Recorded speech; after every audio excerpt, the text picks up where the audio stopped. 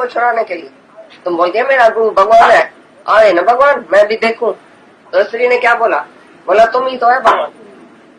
गुरु अभी तुम्हारे रूप में आया है मेरी परीक्षा लेने के लिए, तो मारपीट करता है मेरा मोह निकालने के लिए। गुरु ने तो इतना साल ज्ञान सुनाया तो भी मोह नहीं निकला। मैं ऐसी अंधी थी, मैंने समझा तुम बड़ा अच्छा है। आज मेरे को मारपीट करता है तो कम से कम तुम्हारे से मोह तो निकलेगा।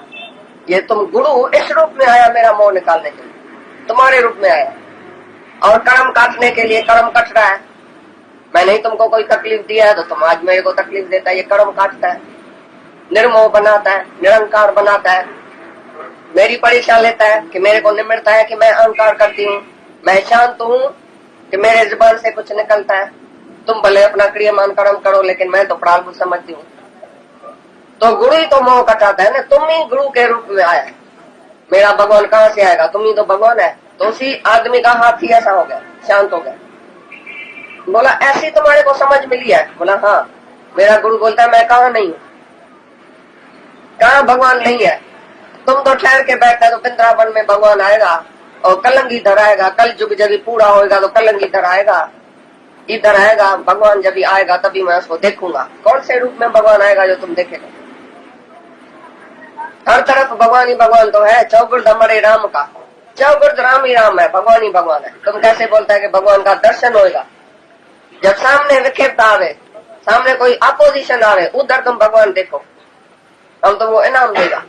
कोई अपोजिट बात आवे, अपोजिट तुम्हारे कोई चले, तुम्हारे कहने के बगैर चले और वो तुम उसी को भगवान देखो, तभी तुम समझना भगवान का दर्शन साक्षात हुआ। भाई अच्छे में तुमने भगवान देखा, हालत बहुत सुधरी हुई है, तंदुरुस्ती है, जवानी है, पैसा है, स्त्री है, बेटा है, बड़ी सेवा अच्छी होती है, तुम बोल रहे मैं तो आनंद में हूँ। तुम समझता है ये ज्ञान का आनंद है। ये कोई ज्ञान का आनंद नहीं है, ये खुशी है, ये बाहर की खुशी है। ये किसी न किसी आधार पर तुम खुश है। जब कोई आधार जाएगा तभी तुम कैसा होएगा। कोई स्त्री मर जाएगी, किसका पति मरता है, किसका बेटा मरता है अचानक, तो तुमको हाँ निकल जाती है, हाँ ऐसा हो गया, हाँ ऐसा हो गया, क्योंकि तुम उसके आधार पर खड़ा था, इसके लिए तुम रोता है। जो पहले ही सीधा परमात्मा का आधार लेता है, सीधा अपने सेल्फ का आधार लेता है, वो कभी रोता नहीं है, चिल्लाता नहीं है, दुखी नहीं होता है। और उसको कोई इच्छा ही नहीं है कि मेरी इच्छा से कोई चले दुनिया में। ईश्वर इच्छा पर सब चलता है, मेरी इच्छा पर क्यों चले? एक ही परमात्मा सबको चलाता है। जैसे बाजीगर पुतलियों को नचाने वाला है, गीता के 18 अध्याय में लिखा पड़ा है, जैसे एक बाजीगर सब पुतलियों को नचाने वाला है, तैसे ही परमात्मा सबको नचाने वाला है। जिसका संस्कार माया के तरफ है वो माया में लेके जाता है भगवान, और जिसका संस्कार, जिसकी लगन परमात्मा के तरफ है वो भगवान के पास लेके आता है। आज तुमको कौन लेके आया इधर? सारी बॉम्बे में ना इतना आदमी है, उसको नहीं लेके आया भगवान, तुम सबको क्यों लेके आया? देखा है, भगवान ने देखा इसकी लगन है, इसको मुक्ति चाहिए, इसको भगवान चाहिए, इसको शांति चाहिए, सच चाहिए, तभी तुमको इधर लेके आया। बाकी सब गुत्ते पर बैठे हैं, बाकी माया रूपी वैसा के ऊपर, माया रूपी वैसा के पास बैठा है। वैसा से जिसको प्रीत है, माया से जिसको प्रीत है वो माया में बैठा है। जिसका भगवान से प्रीत है वो भगवान के पास बैठा है। तो ये कैसा हुआ? भगवान ही अंदर बैठ के चुर्च से सारी सृष्टि को चलाता है। बोलता है मैं चुर्च से सारी सृष्टि को चलाने वाला हूँ। तो तुम जब भी किसी अज्ञानी को दोष देता है, ऐसा क्यों नहीं समझता है ये भगवान ही है? भगवान जो उसके साथ कराएगा इसी से वो करेगा, क्योंकि जैसा उसका संस्कार है, स्वभाव है, तैसा ही भगवान कराएगा उसको। एक चोर है, एक खूनी है, एक रैजन है, तो उसी से वो काम कराता है। एक सत्संगी है तो उसी से निष्काम कर्म कराता है। एक माया का लोभी है तो उसी को सकाम कर्म कराता है। जैसे तुम्हारे अंदर की सृष्टि है, जैसे तुम्हारे अंदर की दृष्टि है, ऐसी तुम्हारी सृष्टि बनती है। जैसा तुम चाहता है तैसा ही तुम करता है। तुम्हारी चाह ना देख के भगवान और तुमको उधर लेके जाता है, भाई इसको क्या चाहिए। तुम जो इच्छा करेगा वो तुम्हारी भगवान पूरी करेगा, लेकिन तुमको शांति नहीं देगा। नामदेव ने एक दिन भगवान को प्रार्थना किया, भगवान एक घोड़ा मेरे को दियो, मैं थक गया हूँ। भगवान का भजन करके करके सत्संग में जाता हूँ, मंदिर टिकाने में जाता हूँ, थक जाता हूँ, एक घोड़ा मेरे को भेजो, दूसरा कुछ नहीं चाहिए। लेकिन भगवान से मैं एक घोड़ा जरूर मांगूंगा। लेकिन बेचारे को भूल गया, तो घोड़ा बढ़ा देना, उसने टट्टू दे दिया भगवान, तो टट्टू को इधर उठाना पड़ा। बोला भगवान मैंने इच्छा किया कि मेरे को घोड़ा मिलेगा, मैं घोड़े पर चढ़ के सत्संग में जाऊंगा, ये तो मेरे को घोड़ा इधर लेना पड़ा और भी बोझ। तो याद रखना, तुम भी अब अगर भगवान के सिवाय कोई दूसरी चीज मांगेगा तो तुम्हारे ऊपर बोझ हो जाएगा। तुमको उठाना पड़ेगा। माया तुम लेता है भगवान से, माया मांगता है तो कल्याण के बदले काल के मुख में जाएगा। तुम समझता है मेरा कल्याण होएगा माया से, लेकिन मनी इज यूजलेस। हमारे दादा ने पहली बात ये सुनाई है, मनी इज यूजलेस। जो भी मनी है, जो भी पैसा है, जो भी तुम्हारी राजाई है, जो भी दुनिया के पदार्थ है, सब यूजलेस है। क्योंकि तुमको शांति नहीं देता है। अरे धिक्कार है ऐसे पदार्थ को जो नावे शांत, जिससे नावे शांत। ऐसा पदार्थ हम क्या करें, ऐसी राजाई हम क्या करें, ऐसा भोग हम क्या करें जिससे हमको शांति न मिले, और अशांति और अशांति। तो तुम बेवकूफ नहीं है, पानी के बदले सुरका पीता है। तुमको है प्यास, रंध्रे में जाता है, मतलब पानी नहीं मिलता है, ठीक है भाई सुरका ही दियो। सुरका पिएगा तो क्या हालत होगी, और प्यास और प्यास और प्यास, तन बदन सब जल जाएगा सुरके से। ठीक है, हाँ। क्रोध करेगा आरसी में, किसको करेगा? आरसी में बैठ के क्रोध करो, आरसी में बैठ के विचारा दियो, आरसी में बैठ के गाली दियो, तो तुम पागल नहीं है तो क्या है? इसी प्रकार जो क्रोध करता है वो पागल नहीं है तो कौन है? चर्या नहीं है तो कौन है? चर्यों के अस्पताल में जाता है, उधर आदमी क्या करता है पता है? क्या करता है? अपने आप ही क्रोध करता है, बैठ के गाली देता है, बैठ के उसी को तुम बोलता है ना, अपने आप से जो बोलता है रास्ते में, तुम बोलता है बेचारा पागल है।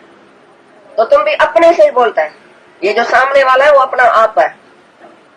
तो बोलता है जो ब्रह्मांड सारा बड़ा पड़ा है वो एक ही ब्रह्म ज्ञानी समझता है मेरे से ही बड़ा पड़ा है। सारा ब्रह्मांड में मैं एक ही हूँ, मैं एक ही परमात्मा हूँ। तो जो तुम करता है दूसरे से, वो अपने से करता है। खड्डा जरी बेजेला खोटी ना हो तो करना होता ही। भगवान ऐसा है, जब दूसरे के लिए खड्डा खोदेगा तो तुम पहले गिरेगा उसमें। दूसरे के लिए कोई भी बात सोचेगा अंदर में, ये ऐसा हो ये ऐसा हो, दूसरे को पीटेगा, मारेगा, कुछ भी करेगा, तो पहले तुम पीटेगा अपने को।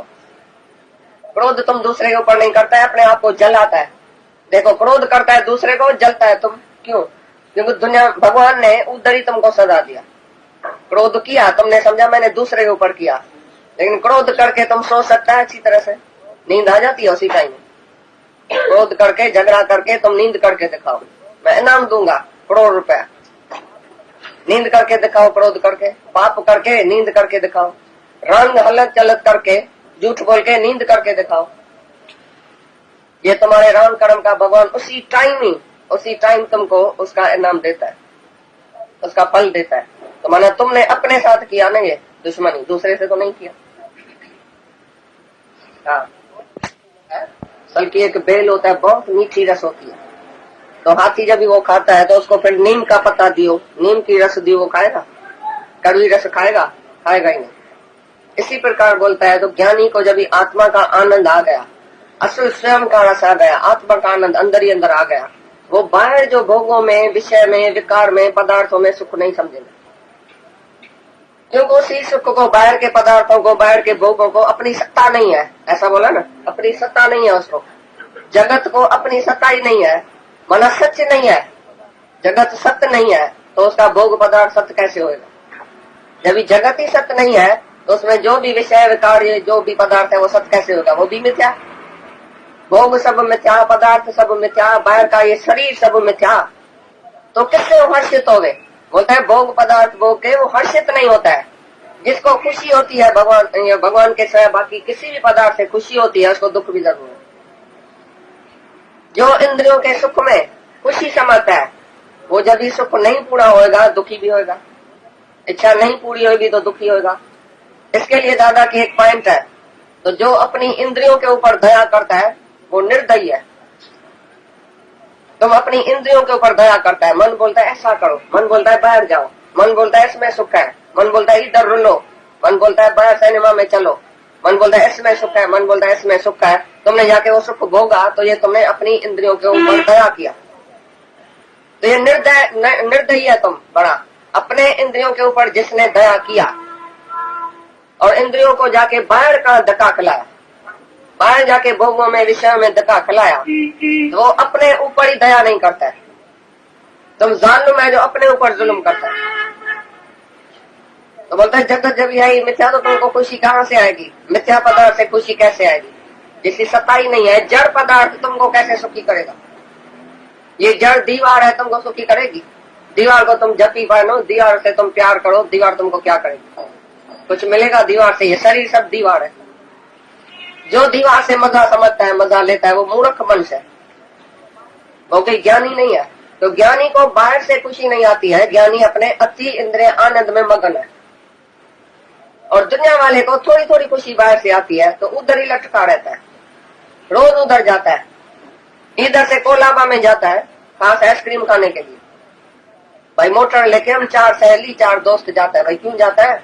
उधर ये जो है आइसक्रीम बहुत अच्छी मिलती है, फलाने पर्वत में ऐसा फलानी चीज मिलती है, फलाने दुकान में फलानी चीज मिलती है। खास पान खाने के लिए आदमी पता है किधर जाता है? मरीन ड्राइव पर पान खाने के लिए। इतना धक्का खा के जो बैड पान का जो रस लेता है, कितने टाइम के लिए वो रस है? 2 मिनट के लिए। जुबान से नीचे गया तो क्या हो गया? विस्टा हो गया सब। तो तुम जो डिशेज बनाते हैं 4-4 घंटा बैठ के, हमारी बहू जो है ना डिशेज बनाती है, सबको खिलाती है। क्या खिलाती है? जहर खिलाती है।